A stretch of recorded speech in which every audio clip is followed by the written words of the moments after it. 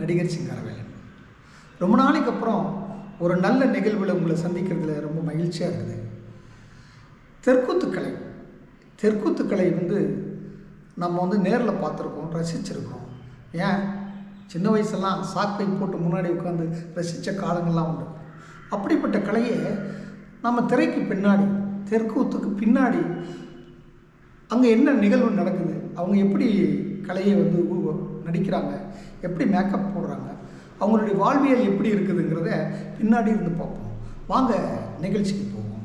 ஆனால் இந்த நிகழ்ச்சியை தொகுத்து வழங்குறது யாருன்னா கல்யாணம் கச்சேரின்ற ஒரு நிறுவனம். அந்த நிறுவனம் என்ன செய்யுதுன்னா, நலிந்த கலைகளை, நாட்டுப்புற கலைகளை, கூத்துக்கலையை ஊக்குவிக்கின்ற வகையிலும் அந்த கலைஞர்களுக்கு வாழ்வாதாரத்தை ஏற்படுத்தி கொடுக்க வேண்டும் என்ற நிகழ்விலும் இவர்களுக்கு இந்த வாய்ப்புகளை ஏற்படுத்தி கொடுக்கிறார்கள். இந்த வாய்ப்புகள் மூலம் அவர்களுக்கு பொருளாதாரம் மேன்மைப்படுகிறது. அது மட்டும் இல்லை, திருமணம் மற்றும் சுப நிகழ்ச்சிகளுக்கு, அனைத்து நிகழ்வுகளுக்கும் அவர்கள் ஏற்பாடு பண்ணி கொடுக்குறாங்க. இந்த நிகழ்வில் அவர்களையும் நாம் சந்திப்பதில் மிக பெரும் மகிழ்ச்சி அடைகிறோம். உங்கள் சார்பாக, மின் சார்பாகவும் அவர்களுக்கு நன்றியை தெரிவித்துக் கொள்கிறோம். வணக்கம். நிகழ்ச்சிக்கு போவோம். வணக்கம் நேயர்களே. இந்த விழாக்கோலத்தோடு காட்சியளிக்கும் இடம்தான் சஞ்சீவராயன் மலை. இங்குதான் அந்த நாடகம் நடைபெறுகிறது. தருமபுரி மாவட்டம் பாப்பாரப்பட்டிக்கு அருகிலுள்ள இந்த சஞ்சீவராயன் மலையில்தான் இந்த நாடகம் நடைபெறுகிறது. இந்த நடைபெறுகின்ற இந்த சூழல் பார்த்திங்கன்னா ரொம்ப பட்டாசு வெடித்து நல்ல கோலாகலமாக கொண்டாடப்படுகிறது. தமிழ்நாட்டில் மற்ற மாவட்டங்களுக்கும் இந்த மாவட்டத்துக்குள்ள வித்தியாசம் என்னன்னு கேட்டிங்கன்னா, இந்த திருவிழா காலங்களில் தெற்கூத்து தொடர்ந்து நடைபெறுவதுதான் வழக்கம். இது ஒரு பாரம்பரிய கொண்டாட்டம் இந்த மாவட்டத்திற்கு. உண்டி கொடுத்தோர் உயிர் கொடுத்தோர் என்பது பழமொழி. அதுக்கேற்ப அந்த கோயிலில் எப்போ திருவிழா நடந்தாலும் அன்னதானம் வழங்கப்படுகிறது. அதுலேயும் குறிப்பாக சேமந்தண்டு சாரும் சோறும் அடாடாடாடா, அற்புதம் அற்புதம். சேமந்தண்டு குழம்பு சோறும் வெடிகிற வரையும் சாப்பிட்லாம். எவ்வளோ வேணுனாலும் சாப்பிட்லாம், எத்தனை பேர் வந்தாலும் சாப்பிட்லாம். அவ்வளோ சிறப்பான உணவு சேமந்தண்டு குழம்பு. வாங்க நேயர்களே, இப்பொழுது நாடக கொட்டைக்கு போவோம். நாம் எத்தனையோ நாடகங்களை பார்த்துருப்போம். ஆனால் நாடக கொட்டைக்குள்ளே கலைஞர்கள் எப்படி தயாராகுகின்றார்கள் என்ற விஷயத்தை இப்பொழுது வர்மா ஸ்டுடியோ அஃபீஷியல் சேனல் மூலம் உங்களுக்கு நான் காட்டப்போகிறேன். பொதுவாகவே நாடக குழுவில் பார்த்திங்கன்னா ஒப்பனை கலைஞர்னு ஒருத்தர் இருப்பார். இதே ஒப்பனை கலைஞர் பழனிசாமி. இந்த ஒப்பனையில் குறிப்பு என்னென்னா, மேக்கப் பொருள் முத்துவெள்ளை, சிவப்பு, நீலி, இந்த 3 தான் அடிப்படையான ஆதாரமான மேக்கப் திங்ஸு. நீலின்னா ப்ளூவு, முத்துவெள்ளைங்கிறது வெள்ளை, சிவப்புங்கிறது அந்த சிவப்பு. பொதுவாக ஒரு நாடகத்தினுடைய முதுகெலும்பே அகட விகட ராயல் பப்புன் தான். அந்த பப்புன் தான் கதையில் எங்காச்சும் தொய்வு ஏற்பட்டால் அதை நகைச்சுவையின் மூலம் அந்த கதையை சரி பண்ணுவார். அப்படிப்பட்ட 82 வயதான நடிகர் தான் இந்த நகைச்சுவை நடிகர் பப்புன். ஜல்லிக்கட்டு காளையை போல் குதித்து ஓடுறாரு பாருங்க. 82 வயசில் என்ன ஆக்டிவான ஒரு நடிகர்.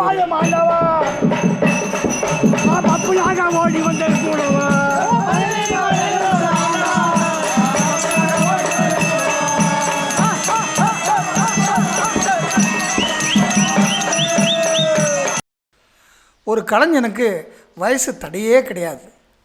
எனக்கு தெரிஞ்ச 55 ஆண்டுகளாக இவர் தெருக்கூத்து ஆடிட்டு வர்றாரு. மிக சிறந்த கலைஞர் இவர்.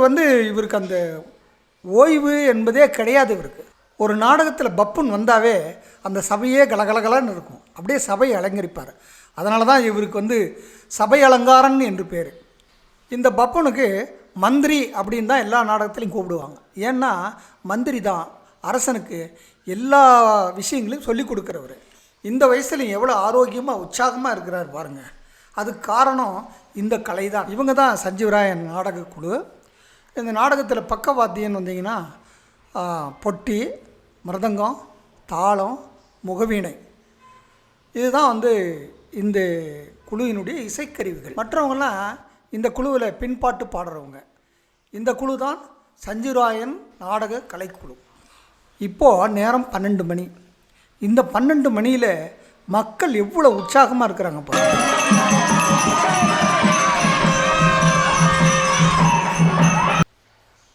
இந்த பெண் வேஷம் போட்டுக்கிற ஆர்டிஸ்ட் பேர் பாலகிருஷ்ணன். அங்கே பாருங்கள் எவ்வளோ அற்புதமாக மேக்கப் போட்டுக்கிறாங்க. இந்த ஒப்பனை கலைஞர் பழனிசாமி எல்லாருக்கும் மேக்கப் போட்டு விடுவார், ட்ரெஸ் பண்ணி விடுவார். ஆனால் இவரும் ஒரு சிறந்த நடிகர். நல்ல சிரிப்பார்ட் இல்லை, இவர் வந்து சூர ஆக்ட் ஆடக்கூடிய ஒரு ராஜபார்ட் நடிகர்னு சொல்லலாம். இப்போ வந்து அடுத்தடுத்த கதாபாத்திரங்களுக்கு தயாராக ஆகிட்டு இருக்காங்க. இதெல்லாம் தயார் பண்ணுறது இந்த ஒப்பனை கலைஞர் பழனிசாமி. இது தயார் பண்ணி ஒவ்வொருத்தராக அனுப்புவார்.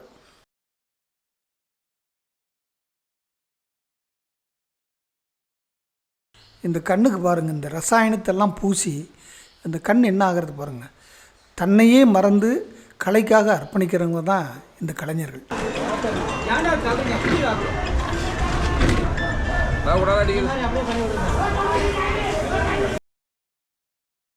பாருங்கள், மழை ஆரம்பிச்சிடுச்சு. பொதுவாக மழை வந்தாவே நாடகம் நின்றுடும். ஆனால் இங்கே வந்து இந்த கோயிலில் கொட்டகை இருக்கிறதுனால இந்த பிரச்சனை இல்லை. இந்த சூழ்நிலையிலும் பாருங்கள் எவ்வளோ உற்சாகமாக இருக்கிறாங்க. கொஞ்ச நேரத்துக்கு முன்னாடி மேக்கப் போட்டுட்டு இருந்த அந்த கலைஞர் தான் இப்போ ஸ்ரீ கிருஷ்ணனாக அவதரித்து வந்து நிற்கிறாரு. அங்கே பாருங்கள் எவ்வளோ அழகு, கிருஷ்ண பகவானே நேரில் வந்த மாதிரி இருக்கு பாருங்கள்.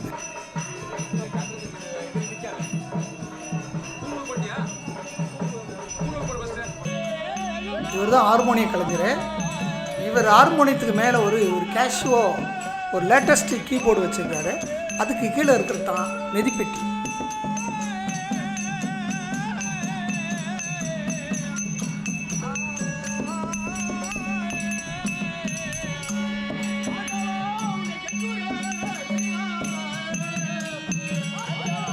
இந்த மெதிப்பெட்டி வந்து பாரம்பரியமானது. இதை காலில் தான் பெடல் பண்ணணும். எப்படி சைக்கிள் மிதிக்கிறோமோ அப்படி பெடல் பண்ணோம்னா அந்த பெல்லவுஸில் போய் அந்த காற்று வந்து நல்ல ஒளியாக இசையாக நமக்கு கிடைக்கும். இது வந்து பாரம்பரியமான மெதிப்பெட்டின்னு சொல்லுவாங்க. இப்போது எவ்வளோ நவீனம் வந்தாலும் இந்த மெதிப்பெட்டி தான் இந்த நாடகத்துக்கு சிறந்த இசையை கொடுக்கக்கூடியது. இது ரொம்ப வருஷமாக இந்த மெதிப்பெட்டியை அவங்க வச்சிட்ருக்குறாங்க. மெதிப்பெட்டியும் பழமையானது. இந்த கலைஞரும் வயது முதிர்ந்தவர். இவர் வந்து ஒரு மருத்துவரும் கூட, ஆனால் கலையில் ரொம்ப ஈடுபாடு உள்ளவர். இதில் ரொம்ப கடுமையானது எதுன்னு பார்த்தீங்கன்னா மிருதங்கம். இந்த மிருதங்கம் ஒரு நொடி கூட நிற்காது. உழைப்பு உழைப்பு உழைப்பு வாசிச்சுட்டே இருப்பார். வேர்வு சிந்தனாலும் நிறுத்தவே மாட்டார். அப்படிப்பட்ட கலைஞர் தான் இந்த மிருதங்க கலைஞர்.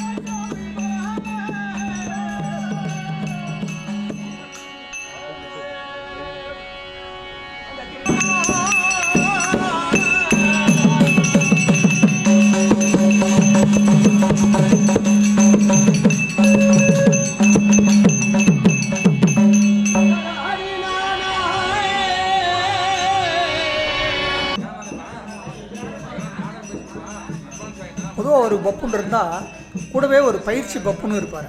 அவர் ரொம்ப சின்ன வயசாக இருக்கும். அவர் பெரிய பப்புனை பார்த்து ட்ரைனிங் எடுத்துக்குவார். அப்படி வந்த பப்புங்க இந்த சின்ன பப்பு.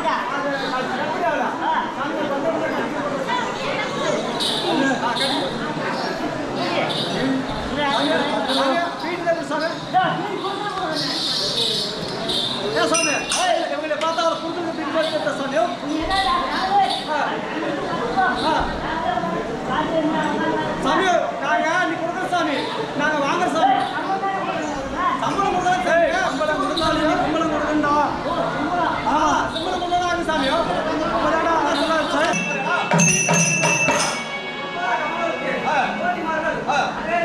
சாமி அப்படியா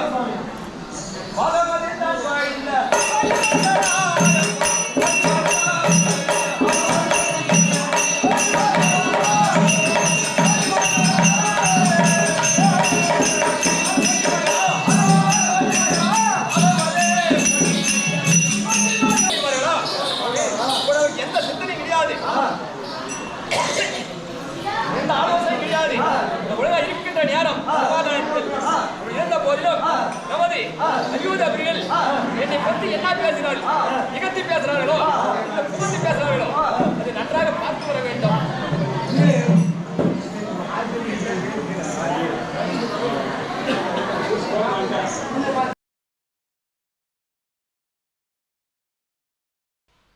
ஒரு கேரக்டர் வெளியே வரும்போது அதுக்கு முன்னாடி ஸ்க்ரீனுக்கு பின்னால் வந்து கவி பாடுவாங்க. கவி பாடினாங்கனாவே அவங்க ரெடி ஆகிட்டாங்கன்னு அர்த்தம். இப்போ பாருங்கள் வெளியே வர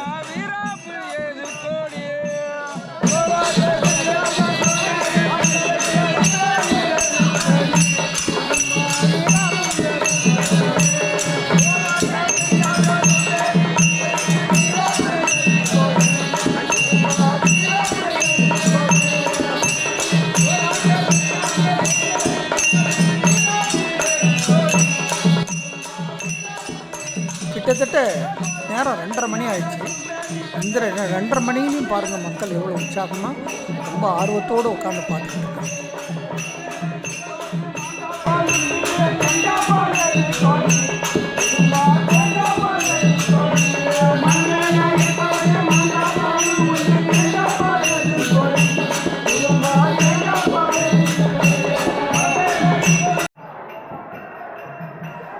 பொதுவாக நாடகத்துக்கு இடையில் பப்பன் வந்து ஒரு நிதி திரட்டுவார். எதுக்காக அப்படின்னு சொன்னால், இவங்களுக்கு பெருசாக வருமானமெல்லாம் ஒன்றும் கிடைக்கிறதில்ல. இவங்களுக்கு போக்குவரத்து செலவு, அந்த பெட்ரோல் செலவு, மற்ற இதர செலவுகளுக்கு அவங்க எல்லோரும் பிரிச்சியத்தை எடுத்துக்குவாங்க. அதுதான் அவங்களுக்கு வருமானமே தவிர நாடகத்தில் பெருசாக ஒன்றும் அவங்களுக்கு கிடைக்கிறதில்ல. இப்படிப்பட்ட கலைஞர்கள் கலைக்காகவும் தன்னையே அர்ப்பணித்து வாழ்கின்ற ஒரு அற்புத கலைஞர்கள் தான் இந்த கூத்து கலைஞர்கள். இந்த மாவட்ட தருமபுரி, கிருஷ்ணகிரி மாவட்டத்தில் தான் இந்த கலை உயிரோடும் உயிர்ப்போடும் இருக்குது. சுமார் 10,000 கலைஞர்களுக்கு மேலே தருமபுரி மாவட்டத்தில் இருக்காங்க. எல்லோரும் இப்பொழுது படித்தவர்கள், பண்புள்ளவர்கள். இந்த பாரம்பரியமான இந்த கலைஞர்களை அடுத்த கட்டத்துக்கு கொண்டு போகணுங்கிறதுக்காக இந்த கல்யாண கச்சேரி நிறுவனத்தை தொடர்பு கொண்டால் இந்த கலைஞர்களை எங்கு வேண்டும்னாலும் நீங்கள் நிகழ்ச்சியை நடத்தலாம். இப்படிப்பட்ட முயற்சி எடுத்ததுக்கு அந்த நிறுவனத்துக்கு நன்றி தெரிவிச்சுக்கிறோம்.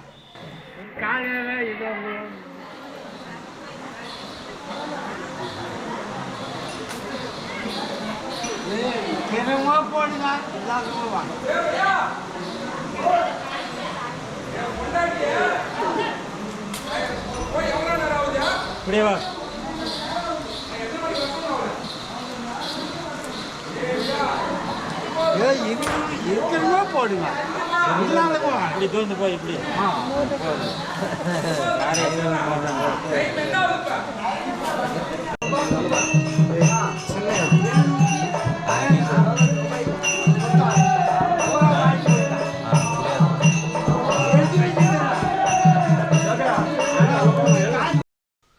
இந்த பெண் வேடத்தில் உள்ள அலங்கரிச்சிருந்த இந்த கதாபாத்திரம் தான் பாலகிருஷ்ணன்.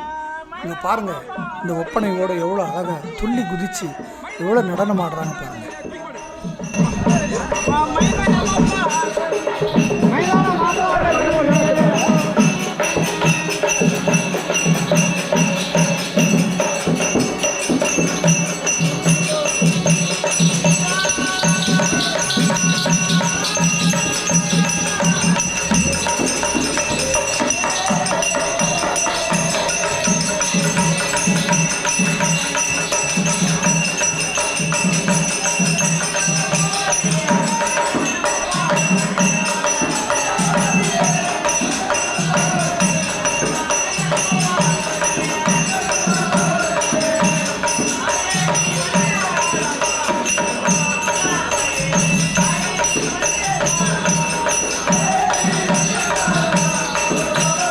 காலத்திலிருந்து இந்த மக்களாட்சி காலத்தில் வரையும் கலை உயிரோடு இருக்குதுன்னா கலையும் இலக்கியம் தான் ஒரு நாட்டையும் ஒரு மனிதர்களையும் செம்மைப்படுத்துகிறது.